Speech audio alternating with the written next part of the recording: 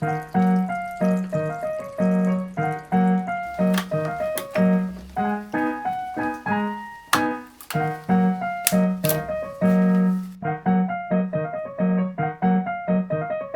παππούς ο Τάστος μαγειρεύει. Γεια σας φίλοι μου καλοί. Καλώς ήρθατε για άλλη μια φορά στο κανάλι μου.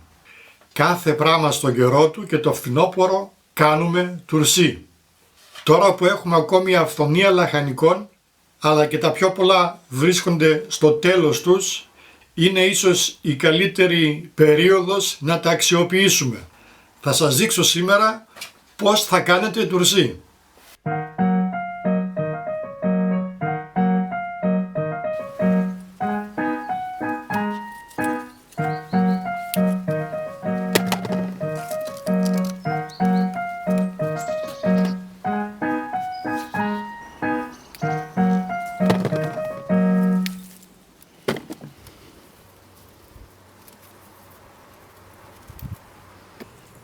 Μια και δεν υπάρχει πια εκδοχή να οριμάσουν οι πράσινες ντοματούλες μου, θα τις μαζέψω και θα τις προσθέσω στα υπόλοιπα ζαρζαβατικά που αγόρασα σήμερα στη Λαϊκή σε πολύ χαμηλές τιμές.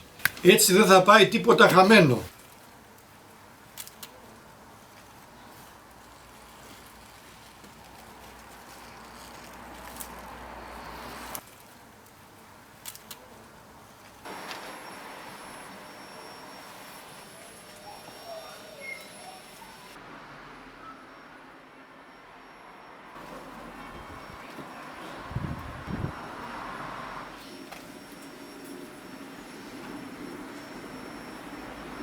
Αφού αφαιρέσω κάποια χτυπημένα ή σάπια, θα τα πλύνω όλα πολύ καλά.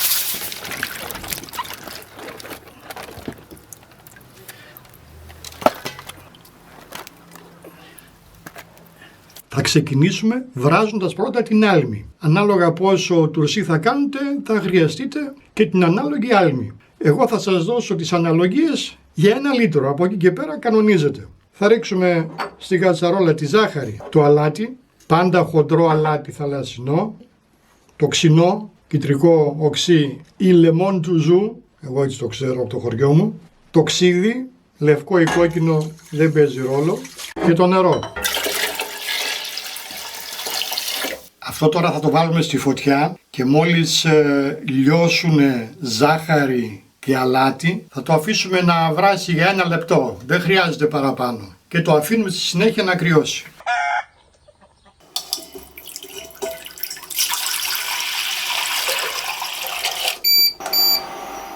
Αφήνουμε το μίσχο επάνω στη μελιτζάνα και αφαιρούμε μόνο εδώ τα φυλαράκια.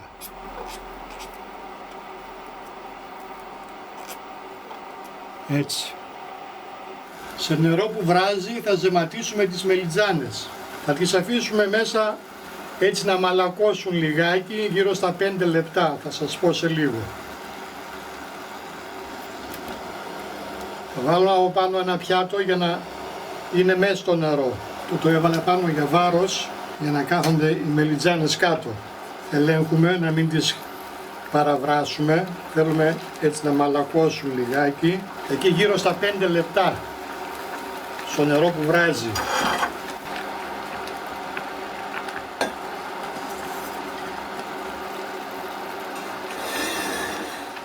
Τώρα ναι. Τώρα είμαστε εντάξει, τις βγάζουμε. Βάζουμε τις άλλες μέσα. Πάμε και τις υπόλοιπες. 5 λεπτά. Θα κόψουμε τα πράσινα φύλλα από το βολβό του σέλινου. Αυτά τώρα όπως είναι θα τα βάλουμε στην κατσαρόλα με το νερό μέχρι εδώ περίπου, για να τα βράσουμε λιγάκι να μαλακώσει το κοτσάνι. Θα ζεματίσουμε μόνο τα μακριά κοτσάνια, τα κοντά δεν θα τα βάλουμε στο νερό. Μόνο τα μακριά για να τα χρησιμοποιήσουμε σαν κορδόνια. Τα φύλλα δεν θα τα ζεματίσουμε. Ίσα ίσα να μαλακώσουν και να γίνουν εύκαμπτα. Να μην μας λιώσουν. Έτσι παίρνουν ανοιχτό πράσινο χρώμα και δοκιμάζουμε τώρα εδώ ένα και βλέπουμε ότι έχει γίνει εύκαμπτο. Μπορούμε να το χρησιμοποιήσουμε σαν κορδόνι. Έτσι ακριβώς θα τα κάνουμε όλα. Τα αφήνουμε στην άκρη να κρυώσουν. Θα χρησιμοποιήσω και τους βολβούς από τα σέλινα. Θα τους καθαρίσουμε πρώτα.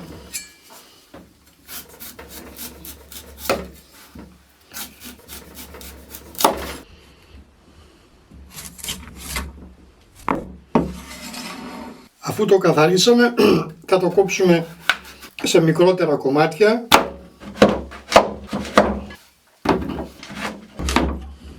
και θα το περάσουμε μετά από τον τρίφτη. Θα καθαρίσουμε το λάχανο.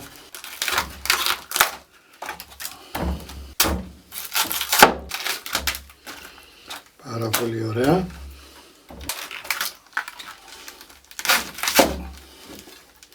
Τώρα ή θα το κόψουμε με το μαχαίρι ψηλό ή θα το περάσουμε από τον τρίφτη. Διαλέξτε.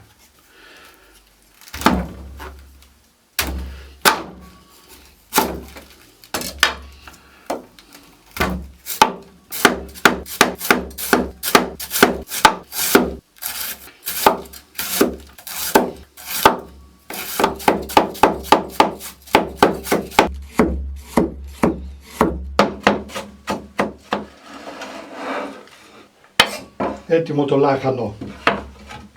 Θα κόψουμε και τα φύλλα από τα καρότα.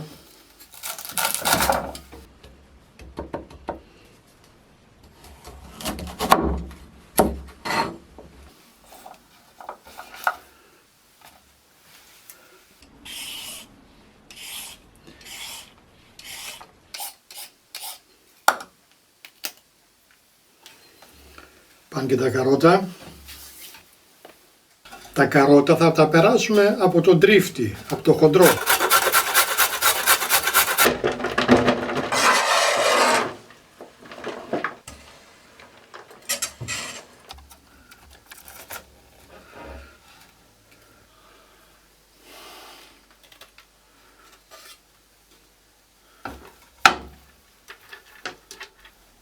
Θα περάσω από τον τρίφτη και το βολβό του σέλινου.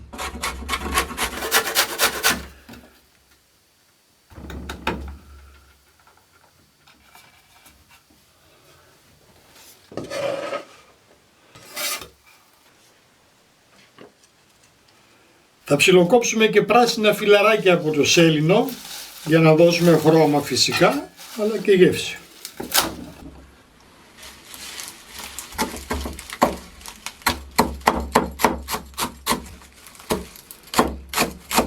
Εδώ δεν υπάρχουν αναλογίες. Βάζετε ό,τι θέλετε και όσο θέλετε. Θέλετε περισσότερο λάχανο, βάζετε περισσότερο. Δεν θέλετε σέλινο, μην το βάζετε. Όλα μια χαρά θα γίνουν.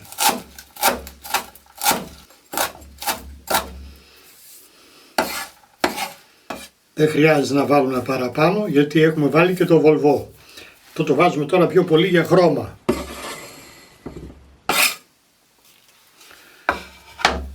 Αν το τουρσί σας το θέλετε πικάντικο, θα κόψετε και μερικές καυτερές πιπεριές. Έτσι, δοκιμάστε πρώτα να ξέρετε πόσο και είναι οι πιπεριές. Μην το κάνετε και τόσο πολύ καυτερό και δεν μπορείτε μετά να το φάτε.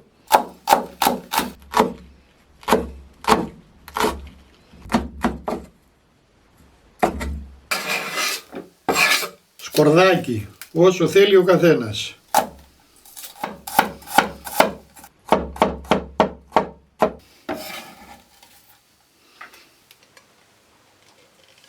Φυσικά θα προσθέσουμε και μαϊντανό. Όλα τα μυρωδικά. Δεν χρειάζεται πολύ ψιλοκομμένος. Λοιπόν, νομίζω τώρα πως έχουμε βάλει όλα τα υλικά για τη γέμιση. Να και το μαϊντανό. Μπορούμε τώρα να τα ζυμώσουμε. Δεν θα βάλουμε εδώ καθόλου αλάτι. Το αλάτι είναι όλο στην άλμη. Εδώ τώρα υπάρχουν δύο τρόποι να κάνετε τουρσί. Ένας είναι ο προβιωτικός, στον οποίο βάζουμε μόνο αλάτι και νερό. Ίδιες αναλογίες είναι το αλάτι με το νερό. Στο 1 λίτρο νερό θα βάλετε 75 γραμμάρια αλάτι και τίποτα άλλο. Θα το βράσετε ίσα ίσα να πάρει μία βράση για 2-3 λεπτά και αφού κρυώσει θα το ρίξετε μέσα στα βάζα. Αυτός είναι ο τρόπος ο προβιωτικός όπως το κάνανε παλιά παραδοσιακά. Αυτό που κάνω εγώ είναι μία διαφορετική παραλλαγή η οποία μέσα έχει και ξύδι, έχει και ζάχαρη και έτσι έχουμε και μία καλύτερη κονσερβοποίηση, αλλά θα έλεγα και γεύση γιατί το έχω δοκιμάσει και με τις δύο εκδοχές. Θα ανακατέψουμε. Πολύ καλά για να έχουμε ωραία κατανομή όλων των υλικών. Τα σέλινα που ζεματίσαμε θα τα κόψουμε τώρα κατά μήκος για να κάνουμε κορδόνια. Θα τα κόψουμε έτσι μία φορά στη μέση κατά μήκος.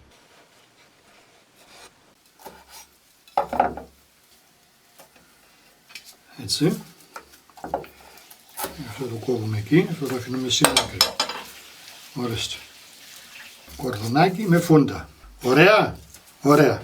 Η γέμιση μας είναι έτοιμη. Ανακατεύτηκε καλά, δεν έχει αλάτι καθόλου. Θα ξεκινήσω με τις μελιτζάνες. Θα τη χαράξουμε τη μελιτζάνα, χωρίς να την κόψουμε πέρα για πέρα. Έτσι θα ανοίξουμε μόνο εδώ πέρα.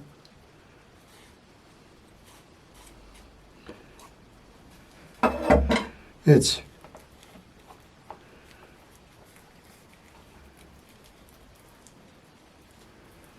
Εκεί ακριβώς.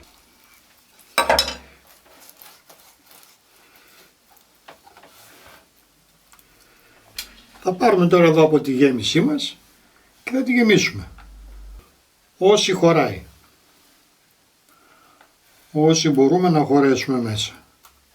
Οι ωραιότερες μελιτζάνες που φάγατε ποτέ. Εγγυημένες 100%. Και τώρα θα τις βάλω εδώ. Καπάκι, μία πιπεριά, έτσι. Και ωραίο χρώμα θα τις δώσω. Και θα κλείσει καλύτερα το κόψιμο, η τομή. Έτσι, πάρα πολύ ωραία.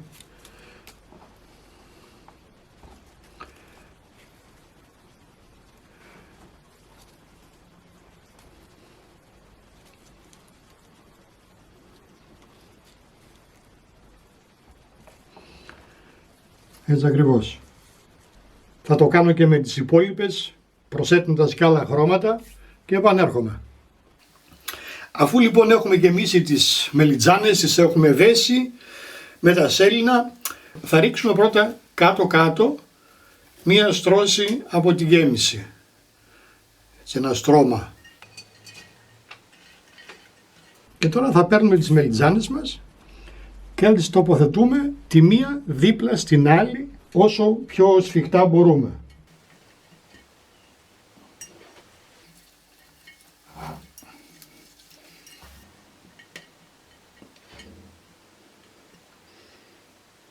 Στο κέντρο μπορούμε να ρίξουμε πάλι λίγη γέμιση, να βάλουμε καμία από τις μικρές τις οποίες δεν τις έχω δέσει, έχουν και αυτές όμως γέμιση.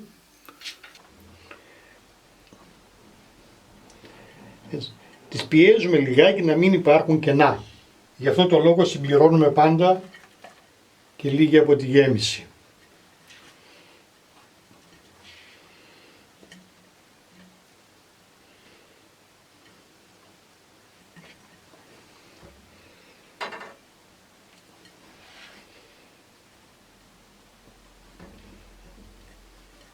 Και οι μικρούλες, οι δικές μου, οι τσακώνικες, που δεν αξιώθηκαν να μεγαλώσουν φέτος. Είχα και καλό σπόρο. Αλλά άμα δεν βοηθάει ο καιρός, τι να σου κάνει ο καλός ο σπόρος. Πάλι λιγάκι εδώ έτσι από τη γέμιση. Τι ωραία. Μερικά μικρούλια πάλι στο κέντρο. Και η τελευταία μας.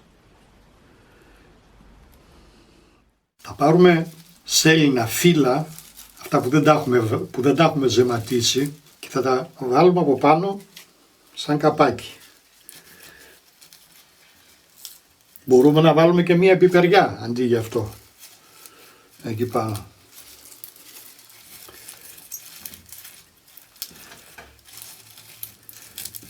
Έτσι. Πάρουμε και 2 ξυλάκια, καλαμάκια, σουβλάκια, και θα τα βάλουμε από πάνω χιαστή για να μας κρατάνε το τουρσί μας σφιχτά προς τα κάτω. Να μην μπορεί να ανέβει στην επιφάνεια. Έτσι. Αφού λοιπόν το γεμίσαμε, θα ρίξουμε τώρα την άλμη που φτιάξαμε, η οποία στο μεταξύ έχει κρυώσει. Ενδεχομένως μέχρι αύριο αυτό να κάτσει λίγο το νερό, οπότε κρατάμε άλμη, δεν την πετάμε και θα συμπληρώσουμε. Ακριβώς να το σκεπάζει. Θέλουμε να βγαίνουν τα αέρια προς τα έξω που θα δημιουργούνται, αλλά δεν θέλουμε να μπαίνει μέσα αέρας του περιβάλλοντος. Λοιπόν, ένας απλός τρόπος να το πετύχουμε αυτό είναι να πάρουμε ένα γάντι μίας χρήσης. Θα το περάσουμε από πάνω, έτσι ακριβώς. Από αύριο, όχι, αλλά μεθαύριο, σε 3 μέρες, θα αρχίσει η ζύμωση. Οπότε θα δημιουργηθούν μέσα τα αέρια. Εάν θα κάνουμε τώρα εδώ σε ένα δάχτυλο μία τρυπούλα, με μια οδοντογλυφίδα, αρκεί να φεύγουν τα αέρια που θα δημιουργούνται από τη ζύμωση. Αλλά δεν επιτρέπει η τρυπούλα, επειδή κλείνει όταν δεν υπάρχει πίεση, δεν επιτρέπει να εισέρχεται αέρας μέσα. Αυτό τώρα θέλει περίπου μία εβδομάδα σε θερμοκρασία περιβάλλοντος 22 βαθμών για να τελειώσει η ζύμωση. Όσο πιο χαμηλή η θερμοκρασία, τόσο περισσότερο θα πάρει ζύμωση. Θα το καταλάβουμε όταν δεν θα ανεβαίνουν άλλο φυσαλίδες προς τα πάνω. Πάει να πει ότι έχει τελειώσει η ζύμωση. Τότε θα το σφραγίσουμε. Πριν το σφραγίσουμε, θα αφαιρέσουμε λιγάκι από την άλμη, θα βάλουμε περίπου ένα δάχτυλο ελαιόλαδο από πάνω να το καλύψουμε και θα το σφραγίσουμε καλά με το καπάκι του. Μετά από 14 μέρες, το πολύ 3 εβδομάδες, ανάλογα με τη θερμοκρασία του περιβάλλοντος, είναι το τουρσί μας έτοιμο να το φάμε. Θα συνεχίσω τώρα με τις πιπεριές. Γιατί μια και ξεκίνησα να κάνω τουρσί, να κάνω τώρα διάφορα. Έτσι, να έχουμε και ποικιλία, αλλά και ωραία χρώματα. Αυτές τις πιπεριές τις οποίες χρησιμοποιούμε για γεμιστά και τους κόνους εδώ, θα τις γεμίσω με την γέμιση που κάναμε και για τις μελιτζάνες. Τις υπόλοιπες, όσες είναι μεγάλες, θα τις γεμίσω, όσες είναι μικρότερες θα μπουν έτσι μέσα στα βάζα. Τώρα αυτές που θα τις γεμίσουμε, πρέπει πρώτα να τις αδειάσουμε εδώ.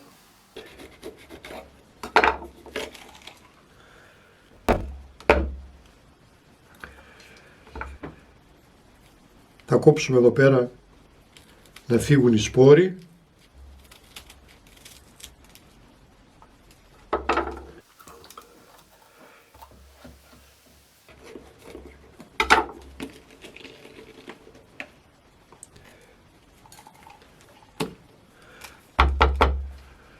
Θα τις αδειάσουμε, να τις έχουμε έτοιμες για να τις γεμίσουμε μετά. Και επανέρχομαι. Αυτές εδώ είναι όλες για γέμισμα. Τις έχω αδειάσει, έχω βγάλει σπόρους και μίσχους από μέσα, έτσι ακριβώς. Αυτές θα πάνε όπως είναι ολόκληρες στο βάζο, σε συνδυασμό με τις ντοματούλες τις δικές μου που δεν ορίμασαν. Ξεκινάμε το γέμισμα. Θα το πατήσουμε καλά, τη γέμιση θα την πατήσουμε καλά μέσα στις πιπεριές, γιατί με την ορίμαση μειώνεται ο όγκος της και θα είναι μισές όταν θα τις βγάζουμε. Θα γίνει αυτός πρώτος τσιπουρομεζές. Και επειδή δεν κάνουμε τουρσί κάθε μέρα, γι' αυτό αποφάσισα να κάνω διάφορα, μία και καλή. Λοιπόν, έτσι ακριβώς θα τις γεμίσουμε, έτσι καλό πάτημα μέσα και μετά θα τις τοποθετήσουμε και αυτές σε βάζα. Σφιχτά σφιχτά.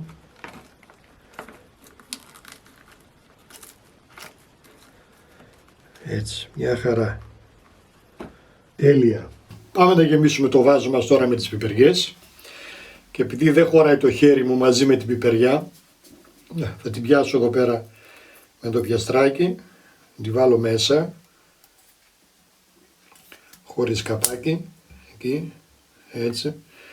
Τώρα μπορώ να βάλω και το καπάκι από πάνω. Έτσι.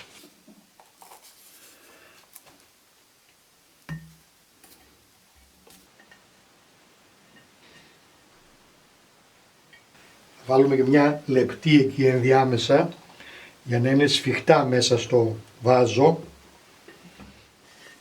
Πάρα πολύ ωραία, θα έλεγα. Μπορούμε τώρα να δώσουμε και χρώμα, έτσι. Μπορούμε να κόψουμε λωρίδες πιπεριάς και να τις βάλουμε εδώ στην άκρη. Μπορούμε να τη βάλουμε ολόκληρη, αυτή που έχω στα χέρια μου, και ό,τι άλλο μας αρέσει.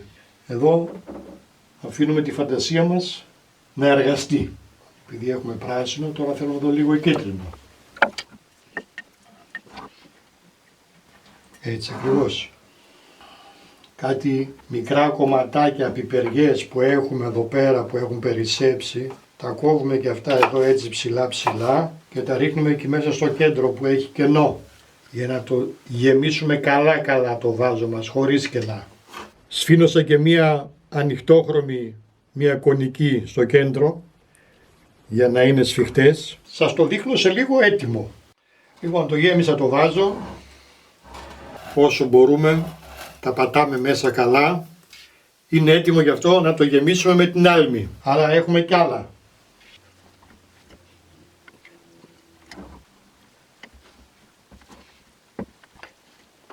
Στο επόμενο βάζο έβαλα μία στρώση γέμιση, τη χτύπησα καλά με ένα μπουκάλι να σφίξει και εδώ θα βάλω τώρα τις ντοματούλες τις δικές μου που δεν ορίμασαν, κάνοντάς σας μία τρυπούλα έτσι με το μαχαίρι για να γίνει πιο γρήγορα η ζύμωση. Πολύ πράγμα μαζεύτηκε. Αυτά εδώ τα ξέρετε, συνήθως όταν αγοράζουμε τουρσιά ή ελιές είναι από πάνω, έχω κρατήσει μερικά. Σε αυτό εδώ σχεδόν ταιριάζει. Θα βάλω όμως πάλι εγώ τα ξυλάκια. Εδώ φτάνει και ένα, γιατί είναι και το πλαστικό, οπότε το κρατάει χαμηλά. Λοιπόν, πάει και αυτό. Ωραία τουρσί που έχουμε να φάμε φέτος. Και επειδή ακόμη έχω γέμιση αρκετή, θα γεμίσω τώρα και ένα βάζο μόνο με το λάχανο. Αυτό το λάχανο, όπως το έχω φτιάξει, είναι και η διάσημη πολίτικη σαλάτα. Έτσι, αλάτι, λίγο πιπέρι, λάδι, ξύδι και το αφήνουμε τουλάχιστον 1-2 μέρες να σταθεί στο ψυγείο. Και έχουμε μια φανταστική πολίτικη σαλάτα.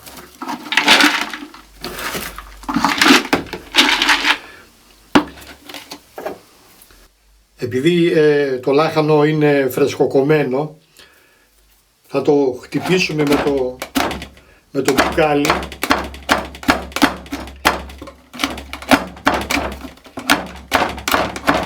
Για να μην υπάρχει αέρας ενδιάμεσα.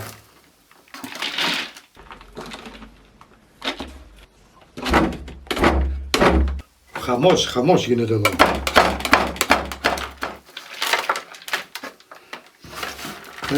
Ίσα το πήρε, ίσα. Αυτό θα το ανοίξουμε πρώτο. Επειδή έχει περιθώριο πάνω, του δίνουμε και λίγο χρωματάκι, σαν κάλυψη. Τέλεια. Αυτό νομίζω είναι ό,τι πρέπει για αυτή την περίπτωση. Για να δω. Είναι από εδώ. Ναι. Αυτό δεν θέλει ούτε ξυλάκια ούτε τίποτα. Αυτό πατάει από μόνο του. Λοιπόν, νομίζω ότι είμαστε έτοιμοι. Γεμίζουμε και τα υπόλοιπα με την άλμη που φτιάξαμε.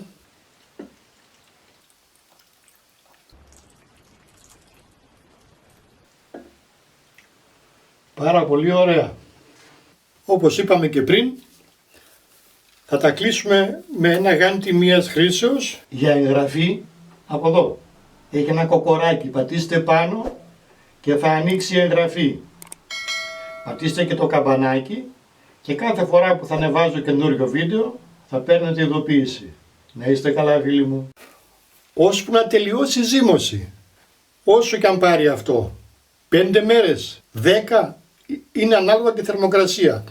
Να μην βγάζουν άλλο φυσαλίδες. Τότε θα τα σφραγίσουμε με τα καπάκια τους.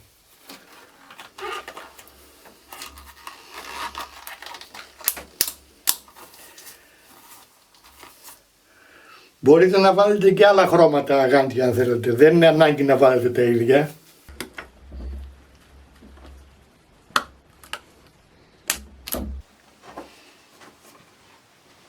Και το τελευταίο, θα φορέσουν όλα τα γαντάκια τους. Αυτό θα του περάσω και ένα λαστιχάκι, γιατί είναι μικρό το άνοιγμα από το μπουκάλι θα έλεγα. Το τουρσί διατηρείται κλειστό όλο το χειμώνα σε δροσερό και σκοτεινό σημείο. Όταν το ανοίξουμε θα το διατηρήσουμε πλέον στο ψυγείο. Μια χαρά.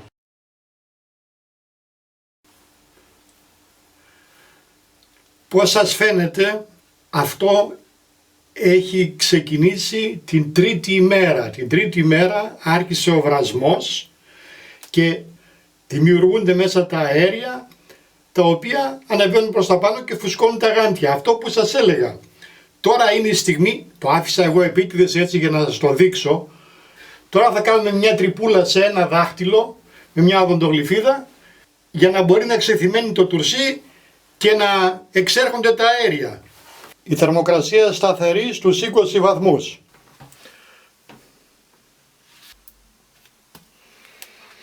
Και έτσι φεύγει σιγά σιγά ο αέρας. Τώρα μην κάνετε υπερβολές και το βάλετε σε πολύ υψηλές θερμοκρασίες για να γίνει γρήγορα. Αφήστε το να γίνει με την ησυχία του.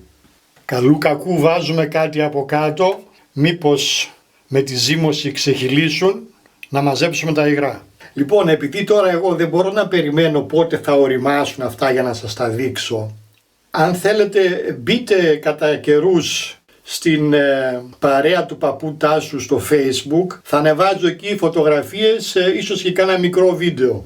Εκεί θα δείτε την πρόοδο από την ζύμωση και το τελικό αποτέλεσμα από τα τουρσιά μου. Να περνάτε καλά φίλοι μου και όπως πάντα με αγάπη, παππούς Τάσος.